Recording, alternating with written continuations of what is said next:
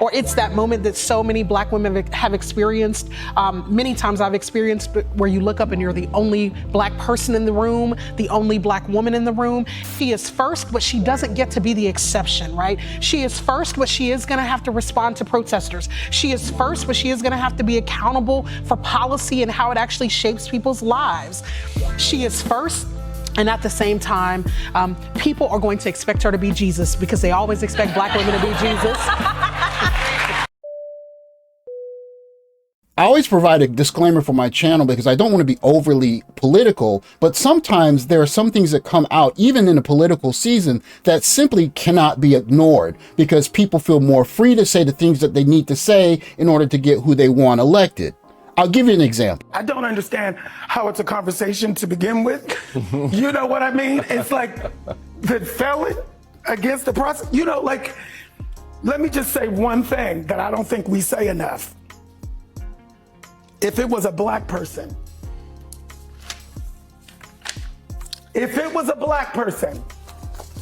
we would not be having this conversation. If it was a woman, we would never be having this conversation. If it was a gay person, we would never be having this conversation. It is disgusting. What's your read on why so many Black men, Hispanic voters have found in Trump something to admire, something even to vote for? Madam Editor, I'm glad you asked me that question. For me, the Democratic Party emasculates Black men. And I think Hispanic men probably feel the same way. And I say this because they weaponize identity. If it was a Black person, we would not be having this conversation. If it was a woman, we would never be having this conversation. If it was a gay person, we would never be having this conversation. When and where we enter, who we are, how we identify is important to who we are, just like our fingerprints. But if you're not going to use my identity to advance a social justice cause, and you're just going to use my identity as a blunt force object, now I got a problem. And so what the Democratic Party does, they put Black women on a pedestal and they say, we're the mothers of the movement. Or people are going to expect her to be Jesus because they always expect Black women to be Jesus. We save the party, but yet you don't put forth policies that save Black babies. There are times when I look in this environment and I simply question, what would my grandfather think? A man who had to drop out of school as a young boy to help the family eat by working and turn that into learning how to read or teaching himself how to read the Bible, and then getting a plant job that enabled him to take care of a family and retire his wife. He was a man of conviction. And so as a man, his grandson, I can only ask myself, where's my conviction? And when I look at what I see as the party that I used to support, they see Black men as this amalgamation of beneficiaries of Black patriarchy, but oppressed because we're Black. And this patriarchy is what enabled us to oppress Black women. And all of these things come together to say that, oh, by the way, Black women are the ones that are going to save the party from whatever's going on. And it's just very difficult to see myself in the party. But that's not really the point of my video. The point of my video here is that people are starting to notice that it's not always about men being agreeable. And I think that Black men in particular, we could use a bit more disagreeability. What is fascinating to me is their inability to hide their loathing for women, right? Their scorn for women. So that if you look at that production, a planned show they put on last month, you had Hulk Hogan, who's been accused of domestic. You had Dana White, the head of Ultimate Fighting, also been caught doing. You had Donald Trump walking out to It's a Man's World, right? You have JD, he picked JD Vance, right? And these guys are trafficking not only in the historic sort of patriarchal, we'd like to control reproductive bodies and, you know, exert our power over women. You have the newer manosphere sort of ickier, real dislike of women, like resentment of women who won't have sex with them on demand and who won't bear their babies on demand.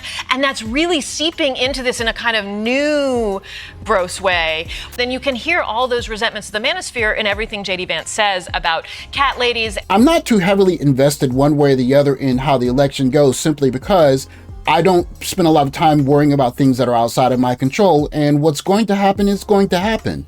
But these ladies are speaking about a phenomenon they're going to get to just here that is based in feeling. And many men can listen to this conversation and can immediately see the flaw in what they're about to start talking about here. So that's what's happening for the Republicans. And then on the left, in part because you have Kamala Harris leading the ticket, what you've seen is a lot of guys coming out in really robust ways in support of her, talking fulsomely about reproductive health care and access, talking about, I have been out there listening to Doug Emhoff talk about pap smears. Tim Walz made period products available in school bathrooms. He signed protections into law in Minnesota. He talks about his IVF journey. These are very traditionally masculine guys, right? Like football coach, veterans. And yet they seem to be comfortable in a way that I have rarely seen Democratic men be comfortable before, making reproductive health care and access and women's full civic participation a clarion moral call of the Democratic Party. And that is a remarkable thing that we're watching on the left. Now, I know you see rap. What else do you do for fun? For fun, I like to travel a lot. I like to stamp my passport. I'm very adventurous, skydiving, jet skiing, whatever the world brings us. Nice. Okay. Yeah. Now, what is... Wow. Damn. Salute to Obie Allen from We Need to Talk. He made a very good point in his reaction to this Pop the Balloon show that is not necessarily about the young lady, but about how the men critique her, or should I say, how afraid that men are, in particular black men, of being disagreeable. And he makes a extremely good point that I think is applicable to not just black men, but specifically black men that are looking to go overseas, because if we focus so much on being agreeable and not on being men, let's just say that we leave some money on the table. I was actually disappointed by some of the dudes in this. I think it was a great opportunity, as we'll get to talk to women through her. And I think, like I've talked about often, like men aren't conditioned to be okay with women's hurt feelings, right? So you'll see a lot of the dudes tiptoe around what needs to be said to kind of get her, even though she's not going to be receptive, but to tell her the truth about why all these balloons pop. Here's where we come back full circle to the point that was being made on The Daily Show with the three women speaking about the new breed of masculine men in the Democratic Party that was showing the traditional quote unquote masculinity that is going to lead the party forward. The problem with that is that guys understand what kind of guys get attention, and it's going to be illustrated perfectly when this young lady starts talking about the kind of guy she's looking for. Y'all don't like to travel? I guess not. Now, what are some things you look for in a man? What do I look for in a man? I really like an outgoing guy. I'm a very outgoing person, respectful, emotionally intelligent, and I also like a man that makes as much money as me or more. Okay. Exactly. Nice. Get the bag. Now, what are some deal breakers? Deal breakers. Felonies. But the felonies as far as sexual, violent, small penis.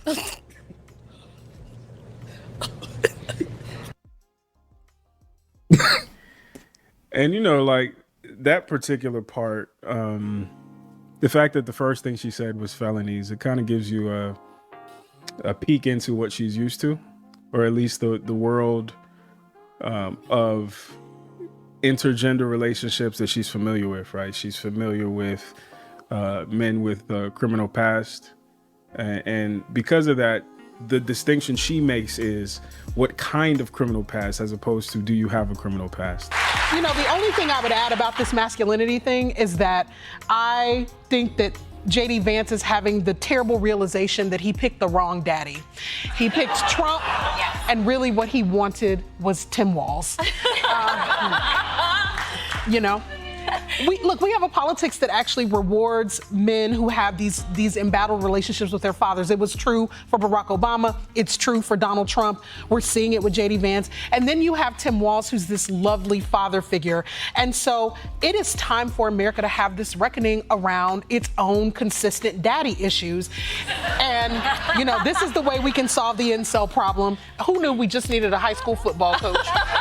This is the segment where Obi Allen is just absolutely cooking with fish grease. He says a couple of things in rapid succession that is just putting the microscope up to black men, in that we are so focused on being agreeable that sometimes we don't stick our chest out and say, look, this is unacceptable. You need to face the mirror. You need to face the fire on this, young lady, or you're just going to get lied to for the duration of your lifetime. And the fact that he's going to speak on it so clearly is what makes it stand out, and that guys going overseas or staying at home really should pay attention to this lesson. When the reality is, the only thing they would potentially regret is not having the opportunity to sleep with you, because based on your presentation, that's the best thing you have to offer, right? Or at best, what you have to offer is being a rehabilitation center for one of those broken types of men that you are used to. And it seems like she's also a broken woman, so there's probably a bit more compatibility there, which is why what she's probably drawn to and what's probably drawn to her creates this vicious cycle of confirmation bias, with her thinking that she's God's gift to men because she's God's gift to these types of men, right? And she never has to actually face what's wrong with her and who she's going to have to become for the life that she claims to want. And it's really sad to watch. And the fact that there's still balloons unpopped is a testament to, like I said, some of the grace that we give men. Because the male version of her walking out to a group of women would have been immediately popped and eviscerated. Why you ended up popping your balloon? My name's Dante. I'm 25. And why'd you pop Dante? Don't get on me internet, bro. Spots on your stain in your little dress. I was in the back drunk, so whatever. Oh yeah, you feel me? It's fine. I wish I didn't have to pause this so much, but like, there's so many bad things here. He pointed out a very good thing, which I think, as men, we can do a better job being cognizant of and observant of. Like, her presentation, she focused on the macro. She focused on, my hair's done, my nails are done, I have a expensive outfit, and because it's expensive, it's nice, whether or not it's stylish, whether or not it's appropriate, etc. And he pointed out, for instance, she had spots on her dress, which is a very good indicator that she is not self-aware. On top of that, there were drinks in the back apparently, and she indulged, and she is using the fact that she indulged as almost like a explanation for her current behavior or current disposition, which the fact that she indulged alone is terrible. And then the fact that she is comfortable using her indulgence or abuse of that substance as an explanation, a cop-out, to validate her behavior, I think is even the bigger issue, right? Because it'll never be because of her. It'll always be because of another person, a substance, something. It'll always be external. And this is the part where Obi gives us the money shot. He really holds guys to task, because he's going to point the finger right back at us, because a lot of guys are so trying to be agreeable or trying to get what they want out of the situation that they're just not calling balls balls and strikes strikes. If it's a strike, you got to call a strike. And here it's a clear example where it's a ball and he calls it a strike, and Obi Allen is going to hold him to task because it's part of the problem with us as black men, focusing on being too agreeable and not being honest about what we really believe and what we actually see. And you said your name is? Chris. Chris, so you pop my balloon because you don't like skydiving? You said you like doing adventurous stuff, skydiving. What'd you say? Jumping out of airplanes, roller coasters. I don't do that. I mean, but she asked me what I like to do. She didn't ask you what you like to do. But I mean, I understand if you don't like skydiving. We could have went on a nice dinner date. You're very handsome. I love the Calabasas pants. I got a couple pair myself. I like the outfit. You know, I think you're gonna regret popping your balloon. But I understand if you don't want to go skydiving. Everybody need a woman to get them out their comfort zone. So now, apart from her saying, the skydiving, whatever it is she someone that is your type? Yeah, for sure. Okay. And I mean, I like the demeanor. I ain't gonna lie. Thank you. That ain't a problem with me at all. I like the demeanor. I wouldn't make you skydive. If you said no, I would take no for an answer. This is the part that pissed me off the most during this particular episode, when he said, he liked the demeanor. And unfortunately, the reason why some of these conversations we're trying to have to improve our women sometimes falls on deaf ears is because there are a lot of these types of men in our community. And these types of men in particular, I would categorize them as adult infants, right? Like earlier in the show, somebody asked, what is something you do that reminds you of your childhood self? And he particularly brought up, he plays basketball. He probably is one of the Hoop Dreams guys. And then later on, he talked about how he smokes a lot of, ganja. And, even in his presentation, his countenance, you can kind of gauge what type of dude he is. I think he's like 27. But he's one of those people that comes off as very unserious about life. And those men usually have a really good relationship, dysfunctional but functional in a sense, relationship with these types of women, because there's a male-female dynamic in the inverse, right? She's the protector, she's the provider, I'm sorry, and he gets to cosplay as a protector because he's a man, but for all intents and purposes, she takes care of him. And he even mentioned briefly that he grew up seeing his mom do it all, so he kind of expects that from a woman. And unfortunately, a lot of the times, because there are so many of these men, a lot of the critiques we're levying towards women don't get through because it's like, at least like Chris likes me. You're not going to hear me go to bat for Luther Campbell, the former rapper of Two Live Crew, as a political pundit. It's problematic on a variety of levels that we have rappers speaking out as political voices, particularly for black men, but it is where we find ourselves, and I'll let other people parse that out as to why it's problematic. But even as a U.S. citizen, if he's just making his desires known and he's rebuked with, why do black men keep popping up their unsolicited opinions about Kamala Harris, that is quite problematic. But it speaks to the dynamic that was seen in this video, not just in dating dynamics, but in the political arena, that black men are supposed to support, but not necessarily have opinions, or that you are part of the existing patriarchal structure that's oppressing black women or oppressing women. But at the same time, you need to do X, Y, and Z in order to be a man. And it speaks to this kind of dynamic that basically you are supposed to give us what we want, and then you're supposed to go sit in the corner and be quiet. And all of these games that are being played with these people are not being heard. These people are not being heard, but you almost never hear people say black men are not being heard or black men's leadership is necessary. Personally, I think it's a losing game for black men to play because there's just no place to win in it. And what we are hearing is just more of the same. We're oppressed more than you are, so you got to give us what we want. You got to get in line, but we need you to give us certain parts of patriarchy that necessarily we don't want to go out and get ourselves, or better yet, we're still attracted to the thing that is kind of sort of bringing down a black community. And after we finish doing all of that fun, we want someone that's there to save the day. And for a growing number of guys who are seeing these young ladies that are saying that strong black masculinity is just an expression of daddy issues, it's just a game that more guys just don't want to play.